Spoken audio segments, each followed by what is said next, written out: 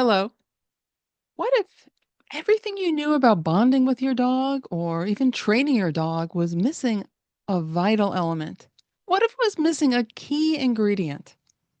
So, today I'd like to talk to you about how movement is like the hidden language with your dog.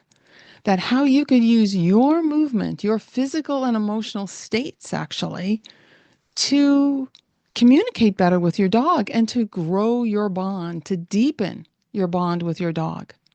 And in case we're meeting for the first time, my name is Mary DeBono, and this is the Easier Movement, Happier Dogs podcast. So, yeah, let's talk about how movement builds trust. And not only does it build trust, but you realize how much our dogs reflect our movement, our physical states, our emotional state, like the whole package, right? So I'll give you an example. So every morning I hike with my dog Tony, right? And we hike in these this nature preserve and it's fantastic. It's gorgeous. It's a highlight of my day. We both have so much fun. This time of year, it's freezing that early in the morning. And Tony is really excited. He's really energetic. He's still fairly young and he has a lot of energy. And off we go.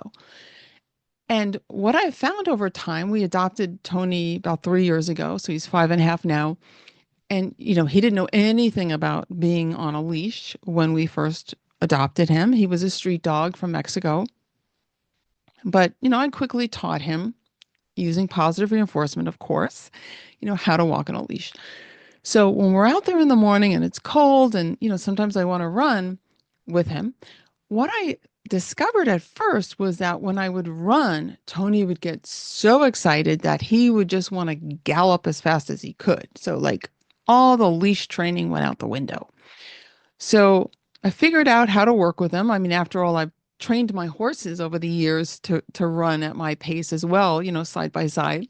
I certainly can train Tony to do this, and I've trained other dogs as well. And we did. And he learned to go at my pace. So when I want to like sprint, he'll sprint. And when I want to go slower, he'll go slower. But today what happened was really kind of funny because we were going down this hill and I decided to run a little bit. However, it's like some of it is like rock face and there's also loose gravel in other parts. So I wasn't going to run fast. And I was doing like this little kind of almost like a little prancy trot down the hill. And I'm looking at Tony and he's doing the same prancy trot as I'm doing, which I thought was kind of funny.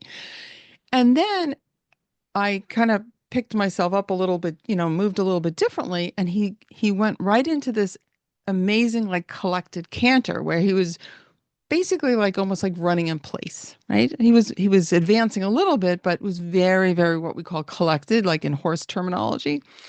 And I started really playing with that, just like I've always done with the horses, where changing my movement so intentionally often will change what the horse is doing. And this is true with dogs as well. And Tony was like a perfect mirror for me today. It was really kind of funny. And so it just reminded me like that I wanted to share this with you. I wanted to tell you how important it is to have awareness about how you're moving.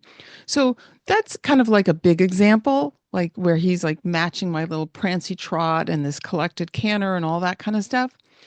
But there's much more subtle ways that our dogs reflect our movement, our physical states, our emotional state as well. So, for example, you might be holding your breath at times when you don't realize it, or breathing like really shallow. Maybe you're out on a walk and you see something and you're like, automatically, just unconsciously, you're tensing up. Your breath changes, you hold the leash differently. There's just different tension in your body. And, if you think about it, think about how amazing dogs are, how they notice everything about us, right? So they're trained, many dogs are trained to detect changes in blood sugar, right? Or, heart rhythms and things like that, right? So they're incredibly sensitive. So they notice us. And when we become more aware of what we're doing, and we can then become more aware of how that's influencing our dog. Okay. And that's why I think this is so important because I'm a huge fan of positive reinforcement training. Okay. And for dogs, use it with horses as well, etc. But I have to say, many training programs overlook this crucial element. They fail to account for what you are doing, like the tension in your body. Because if you think about it, you can reward your dog with the tastiest of treats, right? You can give your dog, you can reinforce behaviors that way. But if you're physically or emotionally tense, which by the way, they go hand in hand, the physical and the emotional. So we know that, right? Your dog will feel that. Your dog will feel that. And that will shape their behavior. That will shape their interactions with you. I often say how you move, how you breathe, and how you direct your attention are all felt by your dog, and they all shape your interactions with your dog. And that means that your underlying sense of either ease or effort is felt by your dog and changes your interaction with your dog. Okay? It's a big part of shaping how you and your dog experience each other. Whether you have this underlying sense of ease or tension, strain. Okay? So this is really important stuff. Okay? So let's think about ways that we can let go of tension because a lot of times we don't even know we're doing it. It's so unconscious. It's just a habit.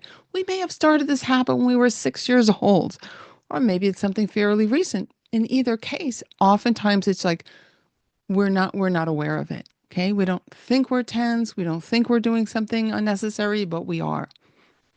So you can try this. Just whether you're sitting or standing. I wouldn't do this if you're driving your car or operating any other heavy machinery, but just sit or stand naturally.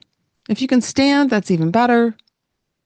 And just notice how your shoulders feel. Right? And then, notice how your jaw feels. Notice how you're breathing. And you can even do a head to toe scan of your body and asking yourself, where can I let go of unnecessary tension? And don't forget the spot between your ears, okay? Because a lot of our tension is generated from habitual thoughts that we have that are not serving us, that they're actually creating physical tension and emotional tension, that our dog feels that too. So you might start to really examine those habitual thoughts you have, as well as your habitual movement patterns, your habitual holding of muscles that you don't need to, okay? So just breathe easily. Let go. Ask yourself, where can I let go? You might notice that your shoulders drop down. Okay? You might notice that the muscles around your hips relax or your back, maybe in your fingers. So many of us clench things with our hands all the time. Just invite relaxation.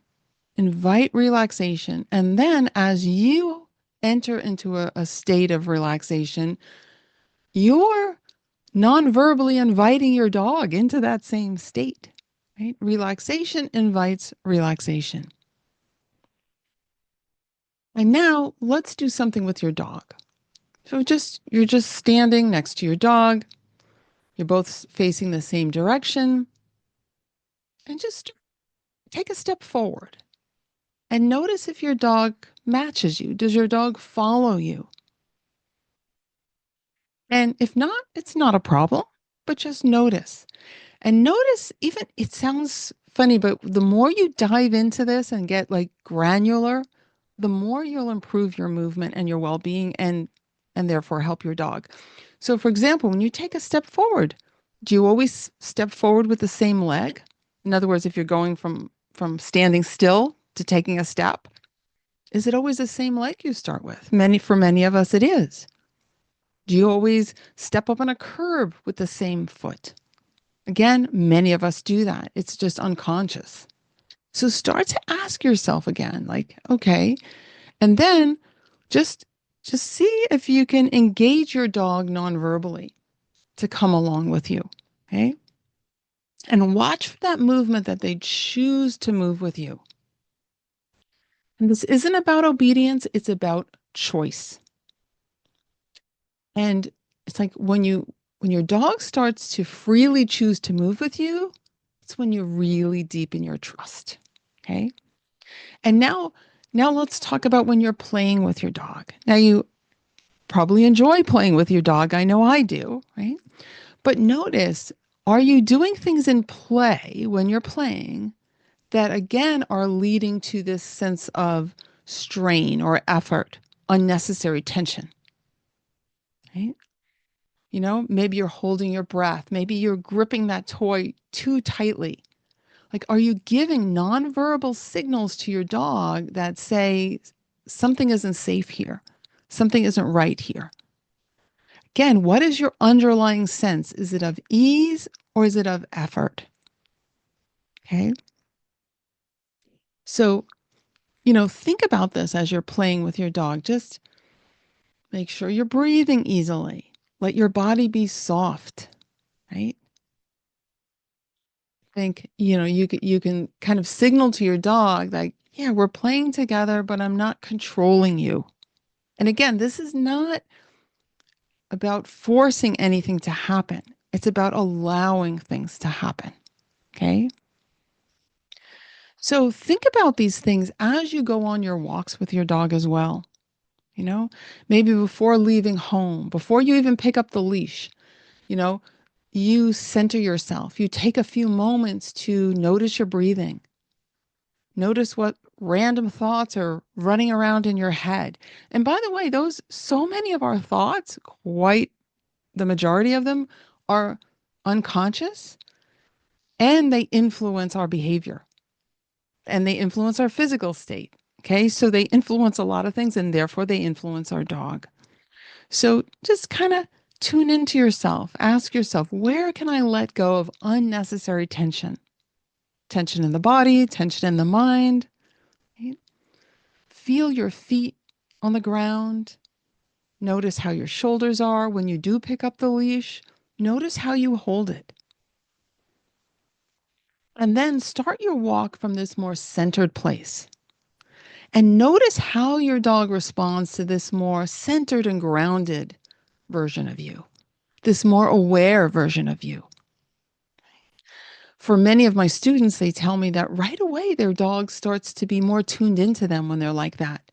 That suddenly their dog's training progresses faster once they become more aware of their part in it and of what they're doing. So, this is something that benefits you because you'll feel better, you'll move easier, you'll have a happier life, as well as it benefits your dog. And of course, it benefits the both of you. It benefits and deepens your bond, your trust of each other, your connection.